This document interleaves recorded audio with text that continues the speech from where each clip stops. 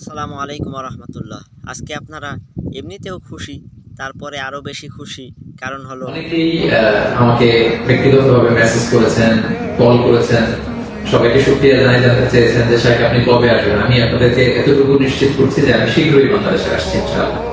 স্বাধীন বাংলাদেশে আমাদের সবার সাথে আবারও পুনরায় সাক্ষাতের আকাঙ্ক্ষা এবং অপেক্ষায় আমি রইলাম।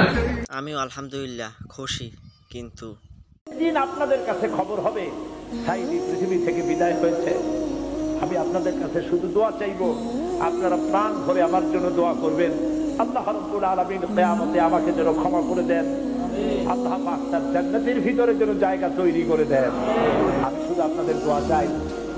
আর কিয়ামতে আমি চাই যারা আমাকে ভালোবাসেন, যারা আমাকে মহব্বত করেন, তাদের সংখ্যা আমি জানি অনেক অনেক অনেক বেশি। আমি আল্লাহকে বলবো, আল্লাহ আমাকে যারা ভালোবাসে এরা আমার মায়ের পেটের ভাই না, এক জেলার মানুষ নয়, অথচ আমাকে ভালোবাসে শুধু দিনের জন্য। মা বোনেরা ভালোবাসেন, মা বোনেরা আমাকে টেলিফোন করে বলে, সাব আপনি ডরাইতা না,